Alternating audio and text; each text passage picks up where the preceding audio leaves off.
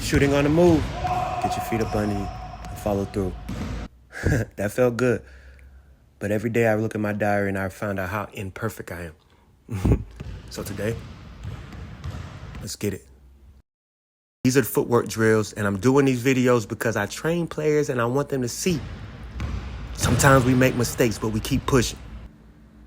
That's Bucketsopedia Media, education in motion. We're going to make mistakes, but we're going to learn on the fly. This drill right here is for footwork. Slowly, again, on all my videos, you can see I gradually get my footwork. I don't just start going fast twitch muscle fiber. No, we got to find our pace. We have to find our pace. Getting our feet up under us, hard dribbles. I want to work on my finger rolls around the basket. I put the cones very, very close to the basket because I want to come out of a very powerful dribble and still have touch to finish around the glass. Very important for me.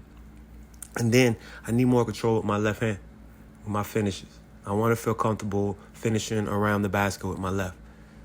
So that's my offhand for you. It might not be your offhand. The right hand might be your offhand. However, whatever is uncomfortable for you around the basket, practice that. You do want to be able to have equal opportunity with how you finish around the basket, how you dribble the basketball. It's very, very important. Staying on my toes, keeping my head up, looking left, looking right, very important. Stay on our toes, stay on our toes, stay on our toes, stay on our toes. Gradually push the ball down. Keep the ball below your knees. Behind the back is different. It is different, but keep your head up. Keep your head up. It's very easy to want to look down, but keep your head up. I promise you the ball's going to be where you want it to be. It's going to be where you want it to be. It's going to be where you want it to be. Remember that. Play through the mistakes. That's the most important part when it comes to handling the basketball, is you can maximize mistakes when you're dribbling hard and moving with purpose and intention with your head up. I promise you. That's how you get a feel for dribbling. Basketball is a feeling. When I was in Czech Republic, that was the first time I heard a player or coach. He act like a player, but he was our coach. Talk about the feeling, the feeling. Nobody ever, when I was in America, all the way up to 22, ever talked about the feeling of the game that I can remember. And they never broke it down. That will not be bucket getters. Bucket getters are going to understand there's a feeling for the basketball that you got to have. And it starts every time you touch the basketball. It's all 10 fingers if you have all 10 fingers. It's every finger. Then it's 10 toes on the ground. Got to be 10 toes. That's how you stay agile. Good finish. Now I'm going to do a little bit of assessing on my moves.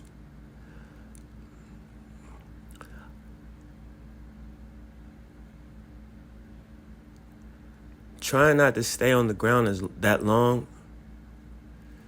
Try to bounce up quickly. Boom, boom, boom, boom.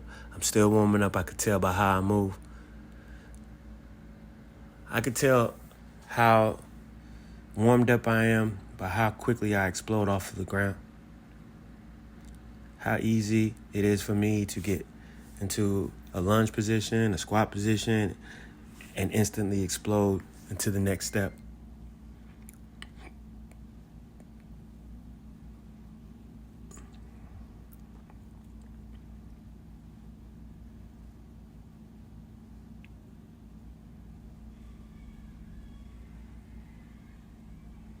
I like those finishes.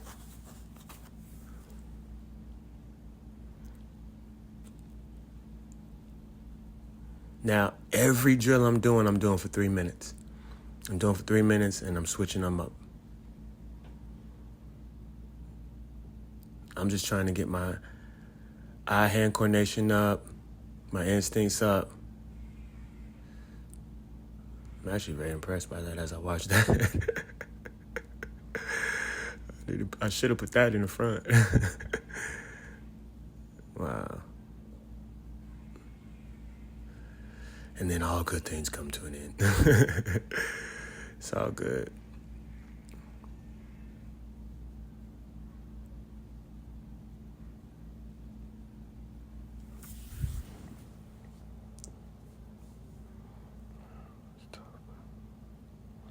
It's tough. It is tough. We look for challenges. God is good.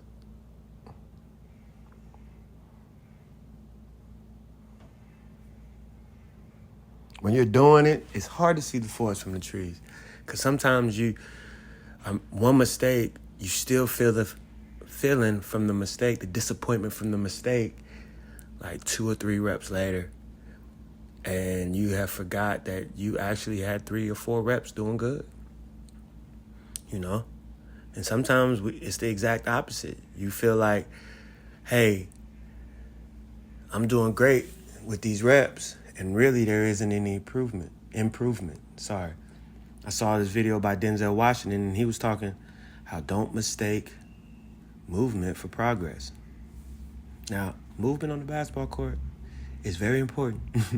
Take that, then nothing. However, the more detailed we are about our positioning and the details overall, the more our development will be.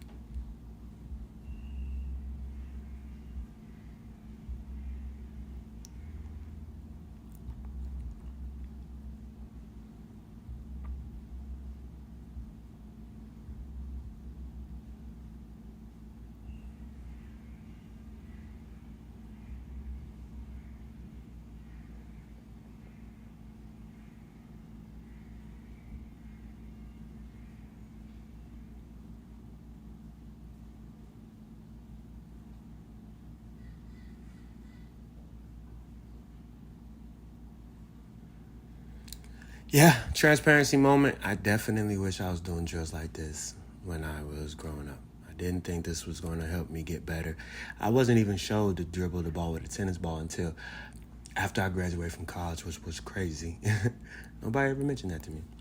However, I mentioned it to you, so go out there and do it. Now you know we got to get our shot right. Now, I'm going to tell you this. Nothing has improved my jump shot more than making sure I get up under this basket and shoot a significant amount of one-handed shots. Nothing. It don't matter where I shoot from. I feel 100% comfortable because now I can feel the basketball when I'm shooting.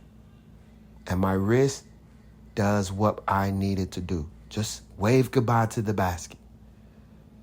Even though there is an object in my hand, I still have the ability to wave bye to the basket. And that's what I want to do every time I'm shooting. Feet set or feet not. Now, 99% of the time, I want to have my feet set. I leave that 1% for the time I have to run to the corner or something. However, I want to, when my feet are set, have the ball above my head, ready to shoot. Every time. Quickly. So, to prepare for that, we're going to wave goodbye to the basketball. That's what the drill should be called, wave goodbye. One hand waves. Because if you're not flicking the wrist, you could shoot with one hand and just be pushing the ball. But if you put it in your wrist, spread your fingers, and wave goodbye, then the ball's going to have a beautiful arch on it. And that's important.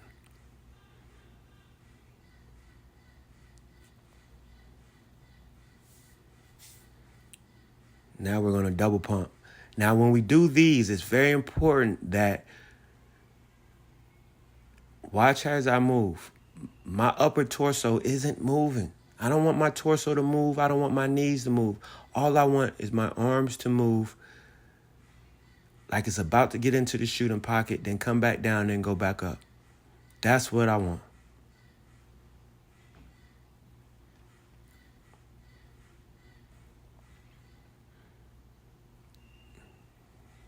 This is the second most important drill for me.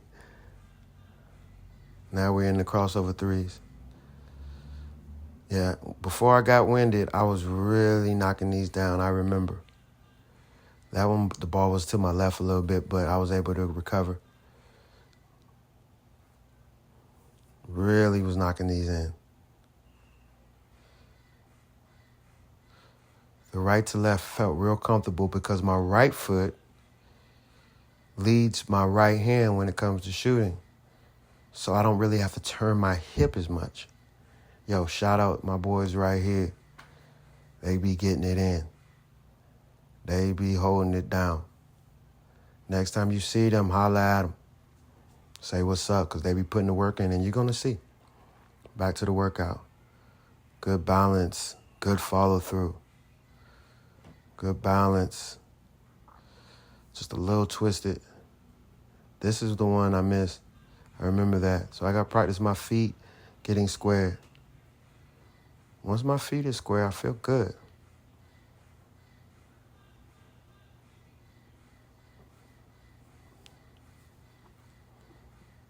Typically, when I'm going right, I'm going all the way to the basket. I know that's a scouting report alert. However, sometimes my creativity takes over and I'm yanking. You left to right, and I need to be able to knock that jump shot in. So we're here. Good rolling. That means you got good flip on the wrist.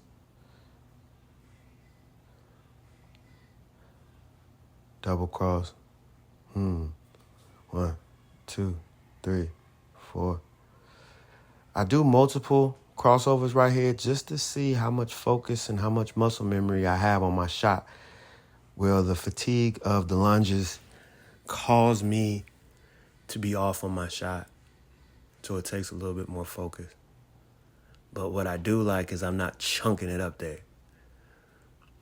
2 weeks ago, I felt like I was chunking my shot up. Now, I just know I just need a little bit more focus. So we're approaching the destination of an automatic double cross pull-up 3. I don't know when I'm going to use it, but you guys can practice.